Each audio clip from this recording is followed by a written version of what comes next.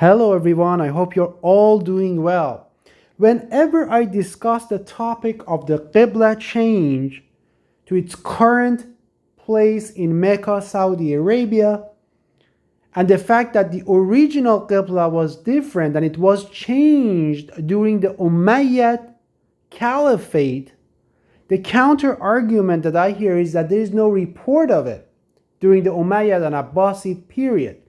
So I want to prove all those brothers and sisters who think that way wrong by showing to them proof from the early Islamic community in the first few hundred years of Islam that actually the Qibla was changed. They knew that the Qibla had been changed, and they knew that at some point in the future the Qibla would be restored to its original place. And I'm going to also share with you a Quranic proof that demonstrates that. And Quran should be enough for all of us, right? However, it isn't. We know that it isn't for many people. It is for me, but not for many other people. That's why I'm going to share with you evidence from a major Islamic sect, Shia Islam, that this group, but early Shiites knew, they were fully aware that the original Qibla is at a different location than the current Qibla in Mecca, Saudi Arabia. And they also knew that sometime in the future, the Qibla will be restored to its original place, just like the Quran tells us. Quran tells us very clearly. So this is the book, an overview of the Mahdi's government. So please, this is from Shia Islam. I put the link in the description so you can go and read it. You can look at the references to all the hadiths that they use in this book. You can read all the references just so you can be sure. But please do not waste your time and energy on these books. There's lots of nonsense in it. Just focus on the Quran. Quran has everything that you need to know. Everything. And actually, I share with you a verse from the Quran at the end.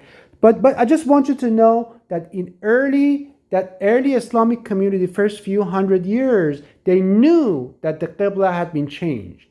So I just want you to be aware of it.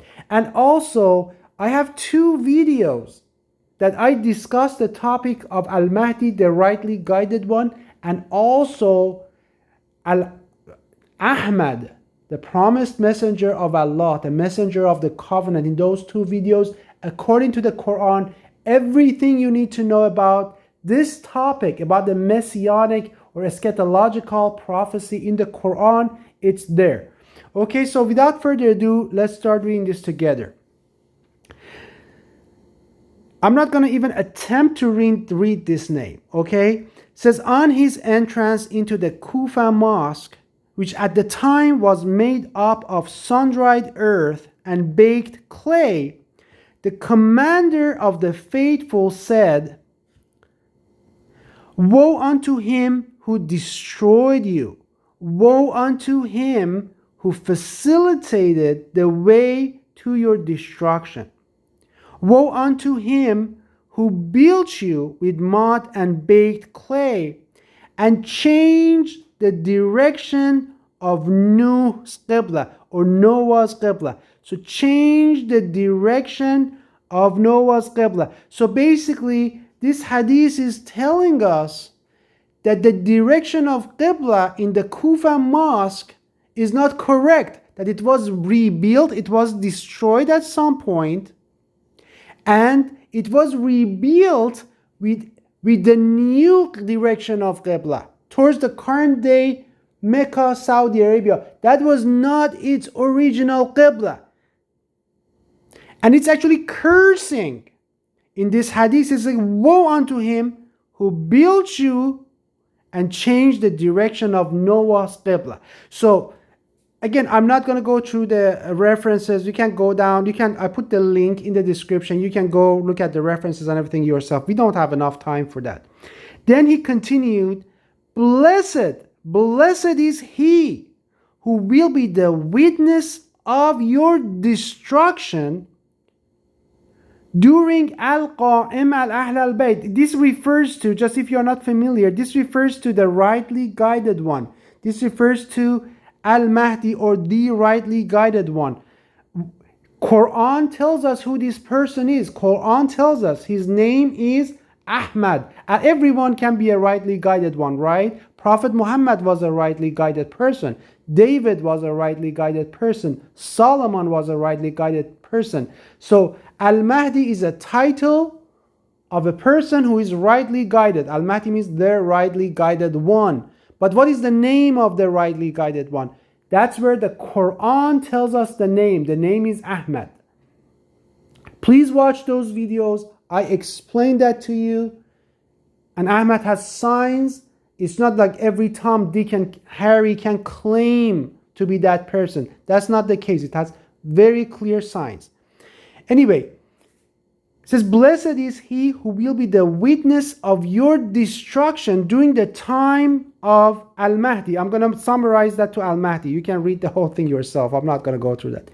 They are the excellent ones of the Ummah who are in the company of the excellent ones of the progeny. The same Imam also said, undoubtedly, when our Qa'im rises up. Qa'im again refers to the same person, Al-Mahdi, the rightly guided one. When our Qa'im rises up, he will destroy the Kufa mosque and fix its Qiblah. So people who wrote this hadith, at the time that this hadith was written, people knew that the Qiblah in the Kufa mosque has been changed to the fake Qiblah in current day Mecca, Saudi Arabia. And this hadith shows us that these people, early Shia community who had gone underground after the defeat of Karbala and after the defeat of Abdullah ibn Zubayr, they had gone underground because the Umayyads became victorious in the civil war, in the fitna. They destroyed the true Kaaba in Petra, Jordan, and they changed the Kaaba. Abdul Malik ibn Marwan is the Khalif that changed the Kaaba from Petra, Jordan to its current location in Saudi Arabia. And anyone who claimed that they didn't believe in it, he was a murtad. It means that person had to be killed, cut into pieces. That's how they tortured their enemies. That's how they eliminated their enemies. So no one would dare to raise their head and say anything.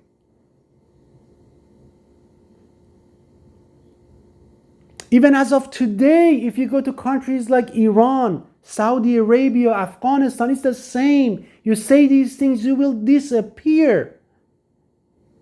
And nobody will hear from you.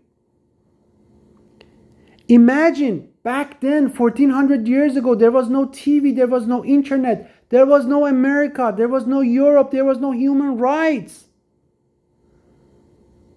Imagine the oppression and the persecution and the executions that existed back then.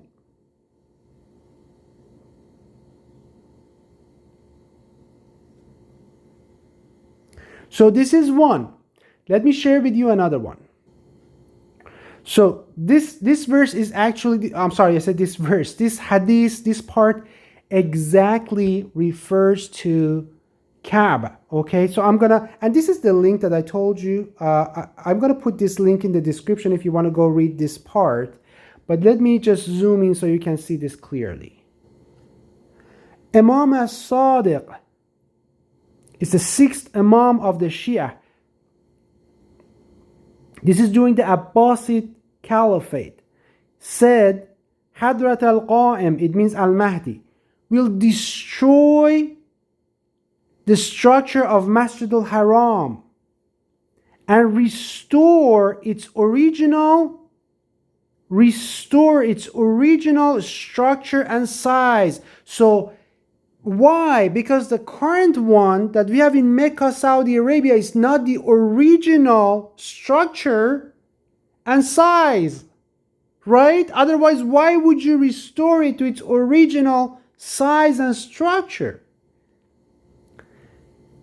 So you read these carefully. It's telling you a lot, giving you a lot of information from early Muslims and what they believed amongst the early Shia. I'm not talking about the current Shia that worship the Imams and worship the dead. I'm not talking about those. I'm talking about the early Shia during the Abbasid. This is what they believed. People knew these things back then. It was not a secret. They wouldn't dare to say it publicly because you know what would have happened to them if they said it publicly, right? They would be persecuted like they were persecuted. Many of them were persecuted. Let's read the rest of it together. So after being destroyed, Masjid al-Nabi in Medina will also be restored to its original size. And I tell you, I add to this, Al-Masjid al-Nabi will also be restored to its original place. The Masjid al-Nabi in Medina, that Prophet Muhammad was not buried there. I just want you to know, I want you to be 100% sure. That's not where Prophet Muhammad is. Prophet Muhammad was born in Mecca. His father was born in Mecca. And his grandparents, grandfather, Ishmael and Hagar are in Petra, Jordan in Mecca. And he was buried over there as well. But that's a different story. That the important thing is Al-Masjid al-Haram. But let's read the rest of it.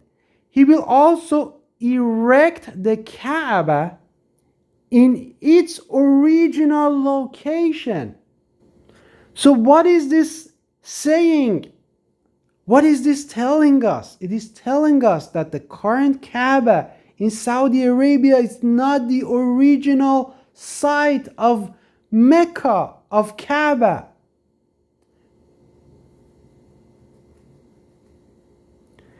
Let's read the rest of it. It gets better. It says the same Imam also said, when Hadrat al-Qa'im, it means when Al-Mahdi rises up, he will restore the house of God to its original size. And he will also do the same to the mosque of the Prophet and the Kufa mosque. But the point I want to make to all of you, when you have any doubts that, oh, nobody talked about this amongst the early Muslims, don't doubt yourself. People talked about it. People knew about it. It was very well known back then. But they couldn't say it publicly. And nobody could write about it publicly. So it went underground. And that's the origin of Shia Muslims versus Syrian Umayyad Muslims. So there was Shia Muslims and then there was Syrian Umayyad Muslims.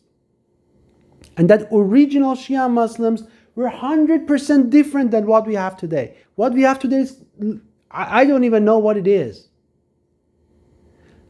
But back then it was different. These people knew. They just couldn't say it publicly. They used code words like Al-Mahdi, the rightly guided one, to refer to Ahmad. But the hadith is telling you very clearly that the current Kaaba in Saudi Arabia, the size is not correct and also the location is not correct. That Al-Masjid al-Nabi in Medina is not correct.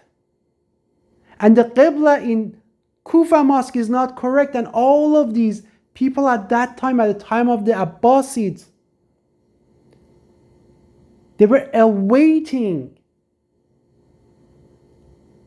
the arrival, they were hoping for the arrival of Allah's messenger of the covenant, who will come and will restore the Kaaba to its original place in Petra, Jordan, and to its original size.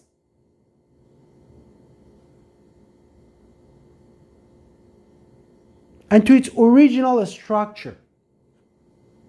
Let's look at another piece of evidence together. So I have discussed Karmatian in several videos. They're a little bit further after As-Sadiq or Al-Ja'far As-Sadiq, or this is a little bit further after. So it's 100 years later that this happens. But I want you to see that this, even that late, it was very well known amongst this. And they were not like, we are not talking about a couple of hundred people. We are talking about a major part of the Islam, because Karmatians were controlling a considerable portion of land back then. But let's read together. I'm not going to go, you can read it together. You can do a little bit of research yourself as well. But the leader of them, he decided to attack Mecca during the Hajj period as well. Something that was considered superstition by the sect. So they believed that the current location of Mecca in Saudi Arabia was not true. They didn't believe that that was a true location. These people were Muslims. They were utopian Muslims, actually. They were Ismaili, they call it Ismailiyun, Ismaili Shia group. But they believed that the current location of Mecca in Saudi Arabia was not the true location of it. Just like I showed, they followed and Ismail was the son of Sadiq, right? So Ja'far as-Sadiq. So it's the same belief that I shared with you before, that is the same knowledge, actually. It's not a belief, it's a knowledge. They knew that. So because of that, they had no respect for Mecca, the current Mecca in Saudi Arabia. They had no respect for Kaaba, and they had absolutely no respect for the black stone, because they knew what it was. They knew it was an idol. So they regularly would attack Mecca. They would destroy it. They would sack it, and one time they also decided that they stole the stone because it was an idol, and the stone could not defend itself because it's a piece of a stone, of course. It's an idol. It's a lot. أرأيتم اللات والعزى ومناة الثالثة الأخرى. So they knew that. They knew that it was the idol Allah. So they went and grabbed it and stole it for about 23 years. So I'm not going to read this whole thing. I just wanted you to be aware of this, that these people actually took action. As soon as they found power, they took some action. I'm not saying that this was right at all. I'm not trying to condone it, but I'm showing you evidence of the fact that early Muslim community, the major group of them, were aware that the current location of Kaaba is not correct. And I want to end this conversation with verses from the Quran, verse number 142 and 143 from chapter 2 in the Quran, that they tell us that the true Qiblah is at a different place. They prophesy about the change in Qiblah. But before we discuss them, I want to share with you something. One of the biggest lies that I have heard in my life is the fact that the Muslims initially were facing towards Jerusalem for Qiblah. This is one of the biggest lies in the world. It doesn't even make any sense.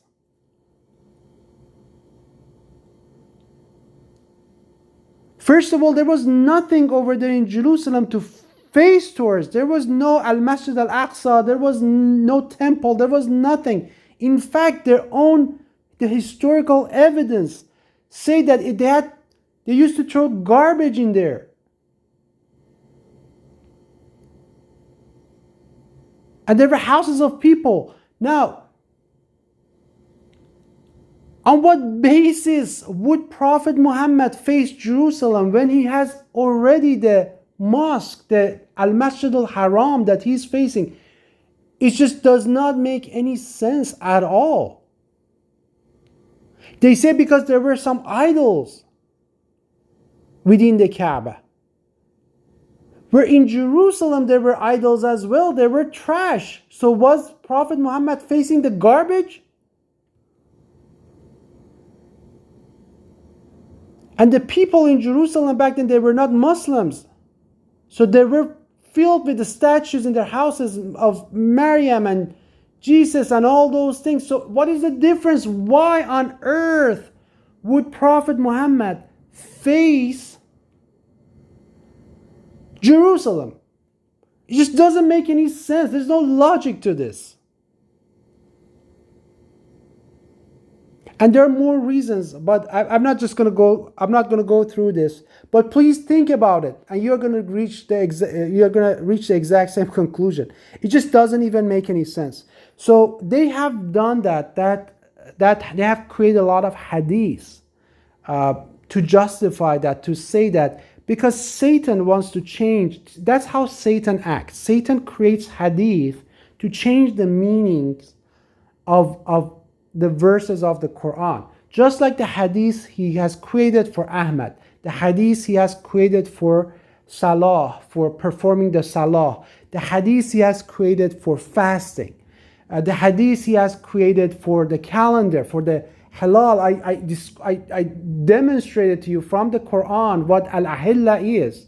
It's the starting point of Hajj.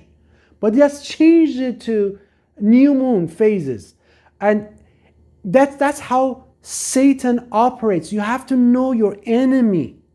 You have to know your enemy. You have to clean up the garbage. You have to clean up that hadith, put it away, think hadith does not exist. You're reading this. Quran is a book of prophecy. This is a prophecy. So let's read together. It says, the foolish among the people will say, what has turned them away from their Qiblah, which they used to face? So this is saying that there will be a change in the Qiblah. At some point in future, there will be a change in the Qiblah. And the foolish amongst the people will say that it's going to become a big topic in the world arena, that these people change their Qiblah to a different place. So I want you to keep that in mind. Now let's read the next verse together. It says, and thus we made you a Median community. Again, this translation is wrong, but I'm not going to spend time here on that because that's not the topic of the conversation. But the point I want to make is from here. It says, وَمَا جَعَلْنَا, which starts, the translation starts from here. It says, وَمَا جَعَلْنَا الْقِبْلَةَ الَّتِي كُنْتَ عَلَيْهَا إِلَّا لِنَعْلَمَ مَنْ يَتَّبِعُ الرَّسُولَ مِمَّنْ يَنْقَلِبُ عَلَى عَقِبَيْهِ وَإِنْ كَانَتْ لَكَبِيرَةً إِلَّا عَلَى الَّذِينَ هَدَى اللَّهُ. So let's read the interpretation together, the translation together. It says, we did not make the Qiblah which you used to face. Well, this is wrong. That's why I'm reading this, because I'm going to switch to the correct translation. This doesn't say used to. This has nothing. Kunta means you were on it. You are on it. It doesn't mean used to at all. In fact, it would be better to say which you face.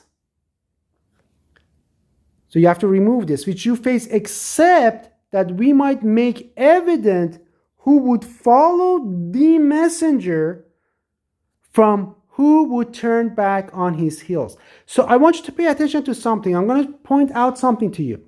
Up until here, it says, وَمَا جَعَلْنَا الْقِبْلَةَ الَّتِي كُنْتَ. It's talking about you. It's talking about you. But here Allah changes to Ar-Rasul, the messenger. So let's read the translation that I've written for you. So, and we did not assign the Qiblah that you, the verse uses you, kunta. I'm going to highlight it again. Kunta means you were on it. You, the prophet, talking to the prophet, says, and we did not assign the Qiblah that you, the prophet, are on, that you're facing. Kunta has past, looks past, but it doesn't mean past. If you look at the Quran, kunta is talking about permanent thing right now here. It is used in the Quran all the time. Then it says, except that we might distinguish those who follow the messenger. Suddenly here it changes. Allah doesn't say, لَنَعْلَمَ مَنْ يَتَّبِعُكَ, that we might distinguish those who follow you. He says, that we might distinguish those who follow the messenger. Who is it talking about? You have to watch my video about that I made about the rightly guided one and Ahmad. If you don't watch those two, you really don't understand this that well. You have to watch those two. If after you watch those two, you understand which messenger, what messenger Allah is talking about. Allah is talking about His messenger of the covenant, about Allah's messenger of the covenant. Al-Rasul al-Mithaq, the messenger of the covenant. So please watch those, and if it's not making any sense and you're like, oh, this guy is out of this world, it's unbelievable, watch those. It's going to make sense. So that's why it's switching from you to the messenger, then from those who turn back on their heels.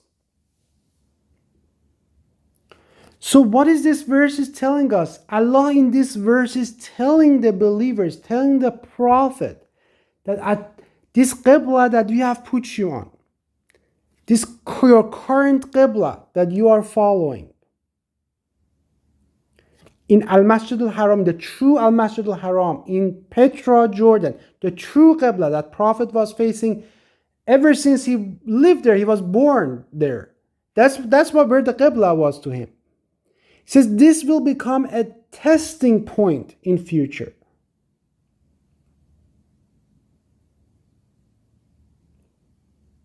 This becomes a point of examination, a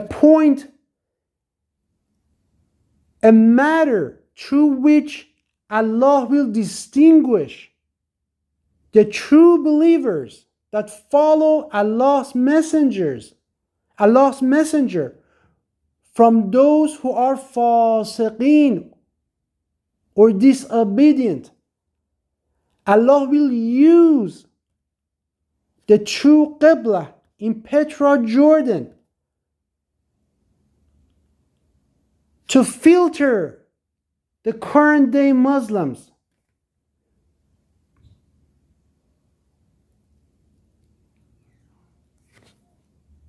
So those who truly follow and believe in Allah's messenger of the covenant, who will come sometime in the future, I don't know when, maybe 1,000 years from now, I don't know. Maybe 5 years from now, I don't know, I have no idea. But the true believers will follow him, and they will point towards the true Qiblah in Petra, Jordan. And they are the truthful ones. And they will be the truthful ones at that time. But there will be a group of Muslims who will not do that. They will disobey Allah's messenger of the covenant. Just like the Jews and Christians disobeyed Allah's prophet, Allah's last prophet. But if this verse was about the prophet, this is how it would have been here. It says, إِلَّا لِنَعْلَمَ مَنْ يَتَّبِعُكَ مِمَّنْ يَنْقَلِبُ عَلَىٰ عَقِبَيْهِ. So the translation would be like this. And we did not assign the Qiblah that you, the prophet, are on, except that we might distinguish those who follow you from those who turn back on their heels. But that's not what it says. It says, except that you might distinguish those who follow the messenger from those who turn back on their heels. So this is a prophecy. Allah is telling the Prophet and the early Muslims that this Masjid al-Haram, the true Masjid al-Haram, the Qiblah in Petra, Jordan, will become a testing point in future, and that's why I have assigned it. This is the reason why I have assigned this Qiblah.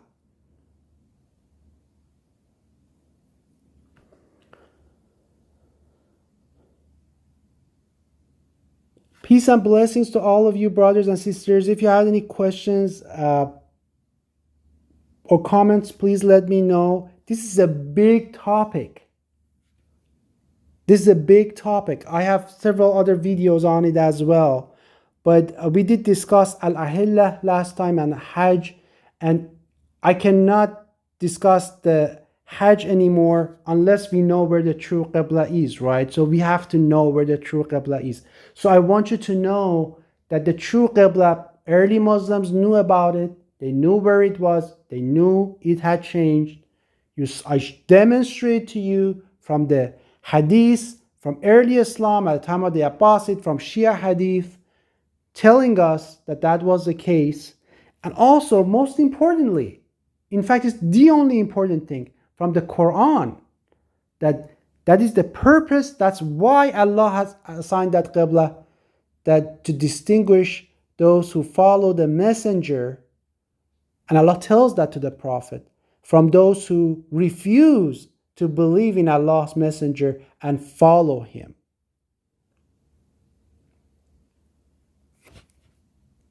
I'm not going into archaeological evidence of it. There's this other person, Dan Gibson, who has gone through all the archaeological. He has done a great job. The evidence is obviously undeniable in terms of the location of the original Mecca or Mecca. It's undeniable archaeological evidence. Anyone who denies that, you really just don't want to believe it. Which is fine. You're free to do that. But the evidence is undeniable. Peace and blessings to all of you.